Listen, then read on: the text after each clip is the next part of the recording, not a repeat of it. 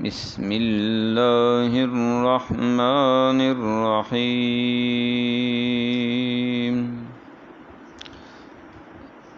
آیت نمبر 99 اور 100۔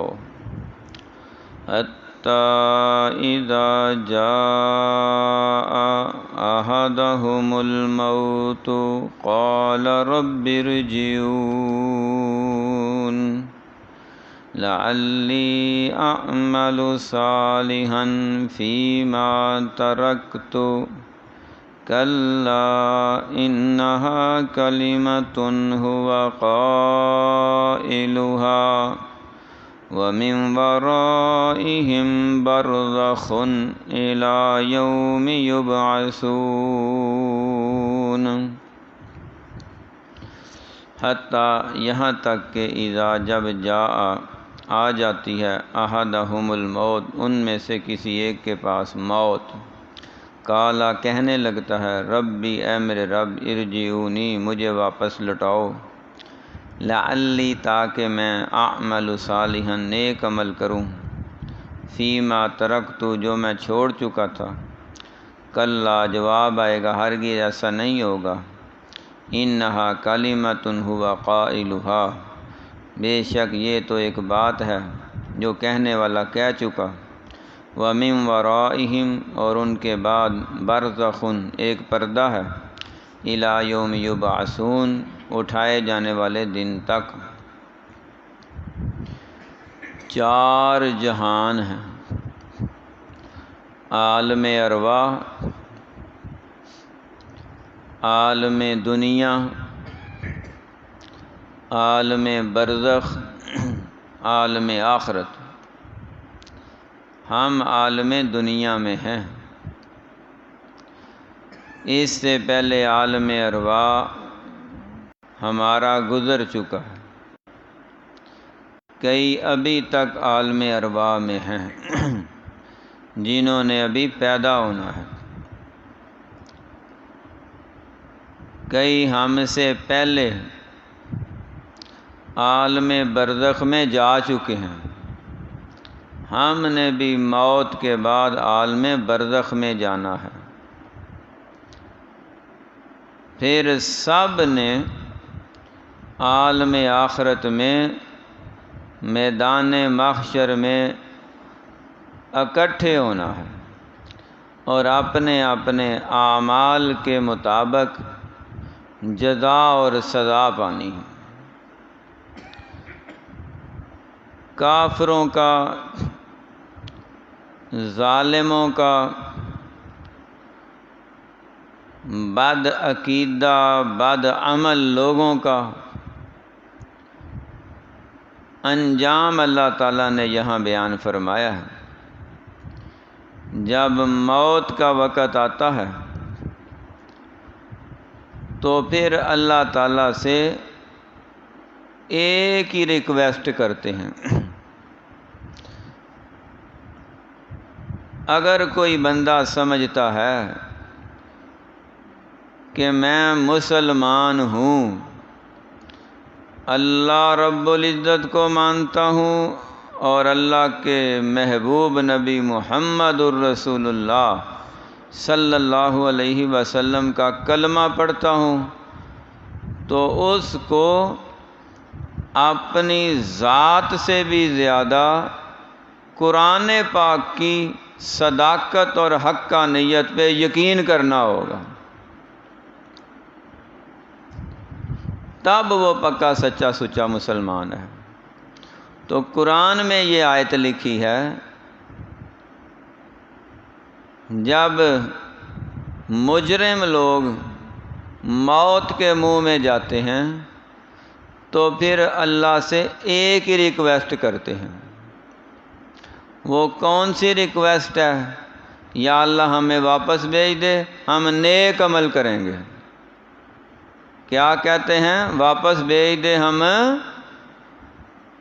بلڈنگ بنائیں گے، یہ کہتے ہیں، پلازے بنائیں گے، یہ کہتے ہیں، کوٹھیاں بنائیں گے، یہ کہتے ہیں، پراپرٹی بنائیں گے، یہ کہتے ہیں، فلاں ٹاؤن میں اور فلاں کالونی میں فلاں سوسائٹی میں اتنا بڑا بنگلہ لیں گے، ایسے رنگ کی، ایسے کلر کی، ایسی جناب کمپنی کی گاڑیاں ہوں گی، یہ کہتے ہیں فلانے ملک کا، فلانے کنٹری کا ویزا لے کے اور میں جہازوں کی سیر کر کے دولت بناؤں گا، ڈالر پاؤنڈ کماؤں گا، ریال دینار بناؤں، یہ کہتے ہیں۔ وہ تو ہاتھ باندھ کے یہ کہتے ہیں یا اللہ ہر شے رکھ لے، کپڑے بھی ہمارے تو رکھ لے، صرف ایک دفعہ ہمیں اسی طرح دنیا میں بھیج دے جیسے پہلے بھیجا تھا، کچھ نہیں مانگتے۔ تو کریں گے کیا؟ لعلی اعمل صالحا فیما ترکت، جو عمل ہی کام آنا ہے، ہم نے چھوڑ رکھے تھے جو کرنے چاہیے تھے نہیں کر سکے، ہمیں مہلت دے ہم وہ عمل کر سکیں۔ اس ضمن کی، اس مفہوم کی کئی اور آیتیں بھی قرآن پاک میں ہیں۔ اللہ تعالیٰ کیا جواب دیں گے؟ کلا، خبردار، دوبارہ یہ گزارش، ریکویسٹ اور یہ اپلیکیشن، یہ درخواست نہیں کرنی، یہ نہیں پوری ہو سکتی۔ جو آ جائے واپس نہیں جاتا، کلا ایسا نہیں ہو سکتا، جو مر جائے دوبارہ دنیا میں نہیں جاتا۔ تو جمعرات کو پھر کون آتا ہے؟ 11ویں 12ویں کو کون آتا ہے؟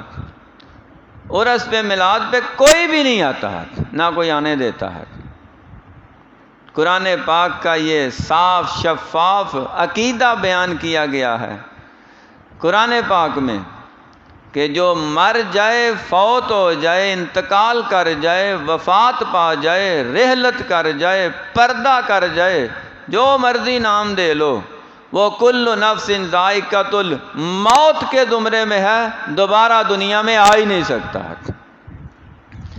جب ہم عالم ارواح میں تھے تو عالم دنیا میں نہیں تھے، اب ہم عالم دنیا میں ہیں تو عالم ارواح میں نہیں، نہ کوئی جا سکتا ہے۔ ہم میں سے کوئی عالم برزخ میں جا سکتا ہے؟ نہیں، قبرستان جا کے دفن ہو کے دوبارہ زندہ ہو کے آ جائے، ہو ہی نہیں سکتا، وہ عالم برزخ ہے۔ تو جو عالم برزخ میں چلا جائے، پلٹ کے دوبارہ عالم دنیا میں نہیں آ سکتا۔ نہ کوئی نبی، نہ کوئی ولی، نہ کوئی بادشاہ، نہ کوئی امیر، نہ کوئی غریب، نہ کوئی نیک، نہ کوئی بد، نہ انسان، نہ جن، جو مر جائیں دوبارہ 7 جنموں میں، 14 جنموں میں نہیں آتے۔ انہوں نے 7 جنم بنائے، لوگوں نے ہر جمعرات کو نیا جنم بنا دیا، ہر 11ویں 12ویں کو نیا جنم بنا دیا، ہر 10ویں 13ویں 17ویں کو نیا جنم بنا دیا۔ یہ پلٹ کے پھر دنیا میں آ جاتے ہیں، کسی اور رنگ روپ میں، شکل میں آ جاتے ہیں، ہمیں نظر نہیں آتے۔ یہ مفروضے گھڑے گئے، یہ عقیدے بنائے گئے، یہ عقائد کتاب اللہ کے بھی خلاف ہیں، فرمان رسول اللہ کے بھی خلاف ہیں صلی اللہ علیہ وسلم۔ اللہ تعالیٰ فرمائیں گے کلا، خبردار، دوبارہ یہ جرت بھی نہ کرنا یہ کہنے کی، یہ ہو بھی چکا ہے، ہو بھی رہا ہے، ہوگا مجرموں کے ساتھ۔ ہمیں اللہ تعالیٰ نے اطلاع دی ہے، انہا کلمۃ ہوا قائلہا، وہ کہنے والے نے ایک بات کہی تو وہ پوری تو ہوئی نہیں، اس کے دل کی ایک آس تھی، حسرت تھی، وہ ختم ہو گئی۔ تو جانا کہا ہے وَمِن وَرَائِهِمْ بَرْزَخٌ إِلَى يَوْمِ يُبْعَثُونَ، برزخ میں ہوں گے اور یبعثون تک، قیامت تک وہیں رہیں گے۔ اب عالم برزخ کے کئی انداز ہیں، جیسے عالم ارواح کا ہمیں کوئی علم نہیں کہ وہ کہاں ہے، وہاں ساری روحیں اللہ نے جمع کی ہیں۔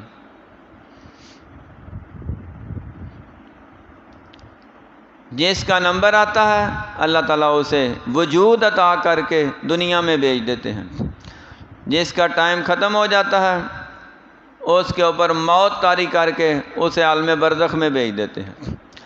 انسان اپنی عقل کے مطابق سمجھتا ہے کہ قبرستان عالم برزخ ہے، انسان اپنی عقل کے مطابق سمجھتا ہے کہ جن کو آگ میں جلا دیا جاتا ہے وہ ان کے لیے عالم برزخ ہے۔ انسان یہ سمجھتا ہے جو پانی میں غرق ہو کے مر جاتے ہیں وہ عالم برزخ ہے۔ جنگل میں، صحراؤں میں، پہاڑوں میں، غاروں میں جو جنگل کے درندوں کی نظر ہو جاتا ہے وہ عالم برزخ ہے۔ یہ ہمارے دیکھنے کے نتائج ہیں، عالم برزخ کا کسی کو علم نہیں ہے۔ جسم میں جیسے روح ڈالی جاتی ہے جب بندہ پیدا ہوتا ہے، اسی طرح جسم سے روح نکال لی جاتی ہے جب بندہ مرتا ہے، تو وہ روحوں کا جو دوسرا جہان ہے عالم برزخ، وہ ہے کہاں کسی کے علم میں نہیں، کوئی نہیں جانتا۔ ہر چیز کا علم اللہ تعالیٰ نے عطا نہیں کیا۔ بہت سی باتیں قیامت کے دن ظاہر ہوں گی اور بہت سی باتیں پھر بھی پتہ نہیں چلے گا۔ انسان کا علم محدود ہے، فرشتوں کا علم محدود ہے، انبیاء کا علم محدود ہے، جنات کا علم محدود ہے۔ صرف اللہ تعالیٰ کی ذات ہے جس کا علم بھی لامحدود ہے، طاقت بھی لامحدود ہے۔ اسی لیے تو اللہ الصمد ہے، کوئی اور اللہ الصمد نہیں بن سکتا۔ تو اللہ سبحانہ و تعالیٰ نے ایک عالم برزخ بنایا ہے، اور عالم برزخ میں جو پہنچ جائے پلٹ کے نہیں آتا۔ بخاری شریف میں حدیث موجود ہے، سرکار دو عالم صلی اللہ علیہ وسلم کے صحابہ اکرام میں سے جو آپ کے دور میں شہید ہوئے ہیں، ان میں ایک حضرت عبداللہ انصاری رضی اللہ تعالی عنہ احد کے میدان میں شہید ہوئے ہیں۔ بہت جلیل القدر صحابی ہیں، مارکا بھی بڑا بلند ہے، شہادتیں بھی بڑی بلند ہیں۔ اور اسی میدان میں حضرت امیر حمزہ رضی اللہ تعالیٰ عنہ شہید ہوئے، جنہیں خود آقا علیہ الصلوۃ والسلام نے سید الشہداء کا لقب دیا تھا۔ حضرت امام حسین رضی اللہ تعالیٰ عنہ کو تو امت کے علماء نے سید الشہداء کا لقب دیا نا، تو حضرت امیر حمزہ کو تو حضور پاک نے سید الشہداء کا لقب دیا تھا۔ وہ اس وقت کے سید الشہداء احد کے، اور یہ کربلا کے سید الشہداء، بعد میں عالم والوں کو سید الشہداء ہیں۔ وہ بھی سید ہیں، یہ بھی سید، وہ بھی سردار، یہ بھی سردار ہیں، وہ بھی جنت کے سردار، یہ بھی جنت کے سردار ہیں۔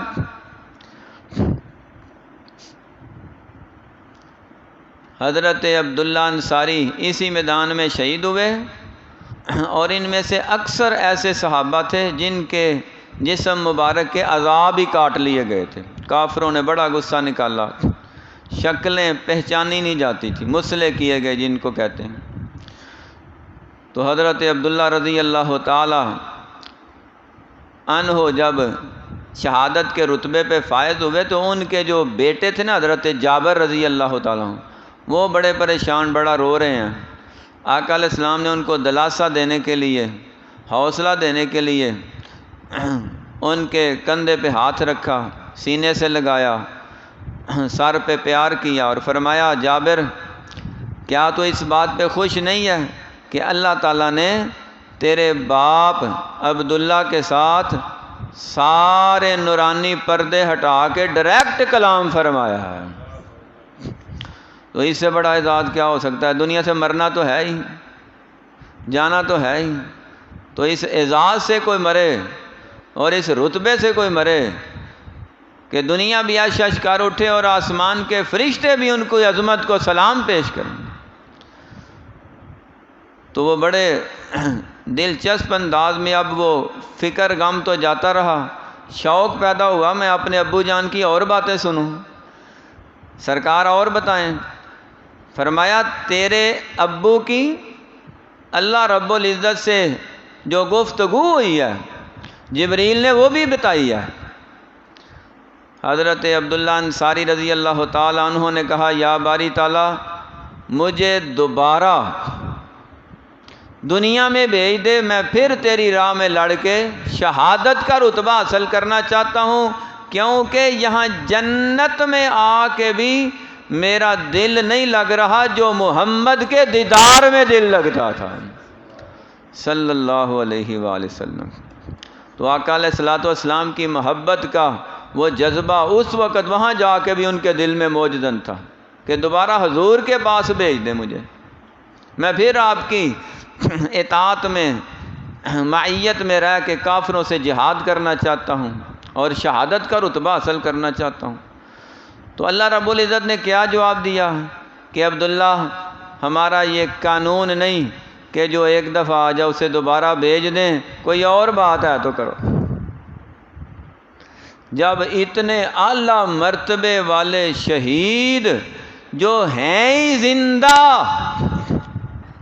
جنہیں اللہ نے کہا ہے کہ وہ زندہ ہیں، بل احیاء زندہ ہیں، وہ دوبارہ دنیا میں نہیں آ سکتے، تو آج کل کے شہید ہونے والے یا فوت ہونے والے وہ دوبارہ دنیا میں آ سکتے ہیں؟ کوئی بھی نہیں آ سکتا۔ شہید کے زندہ ہونے پہ کوئی اختلاف نہیں ہے، دوبارہ دنیا میں آنے میں اختلاف ہے، دنیا میں نہیں کوئی آ سکتا۔ تو بعض روایتوں میں یہ بھی ہے کہ اللہ تعالیٰ نے حضرت عبداللہ سے پوچھا بھی کہ عبداللہ مانگو، کیا مانگتے ہو، کیا چاہتے ہو؟ تو انہوں نے جو مانگا اللہ نے وہ دیا بھی نہیں۔ انہوں نے کہا جی مجھے دوبارہ دنیا میں بھیج دے، فرمایا یہ نہیں تمہاری خواہش پوری ہونی۔ پھر حضرت عبداللہ رضی اللہ تعالیٰ عنہ یا اللہ میرا پیغام ہی دنیا میں بھیج دے، میں پیغام تیرا پہنچ جائے گا۔ اور وہ پیغام یہی تھا کہ دنیا نہ بناؤ، جنت بناؤ، جنت میں جانے کے راستے تلاش کرو۔ تو جو برزخ کا معاملہ ہے اس کا معنی اردو میں ہے پردہ۔ ہم کئی اعلیٰ ہستیوں کے بارے میں یہ بولتے ہیں کہ وہ پردہ فرما گئے ہیں، تو پردہ فرمانے کا معنی یہی ہے کہ وہ اس جہان سے دوسرے جہان میں منتقل ہو گئے ہیں، انتقال فرما گئے ہیں، اب وہ دوبارہ اس جہان میں آ ہی نہیں سکتے ہیں، نہ انہیں آنے کی ضرورت ہے۔ اب اندازہ کریں کہ انبیاء کرام کی ہسٹری، زندگی، حالات پڑھ کے دیکھ لیں قرآن پاک سے یا حدیث سے، یا پھر صحابہ کرام اہل بیت اطہار کی قربانیاں پڑھ کے دیکھ لیں، تو جو اتنی محنت مشقت سے دنیا میں زندگی گزار کے گئے ہیں، کیا دوبارہ یہاں دنیا میں آنے کو ان کا جی چاہے گا؟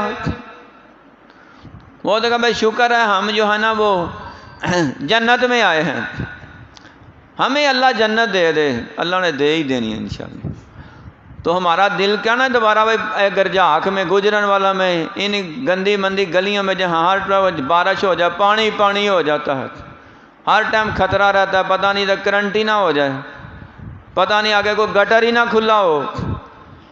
پھر کہتے ہیں جی یہ مال بھی نہیں اکٹھے ہونے دیتے، یہ سڑکیں بنانے میں، گٹر بنانے میں، سیوریج سسٹم بنانے میں، ٹریفک صحیح کرنے میں تو نہ کسی فرقے کا اختلاف ہے نہ کسی پارٹی کا اختلاف ہے، یہ کیوں نہیں صحیح کرتے؟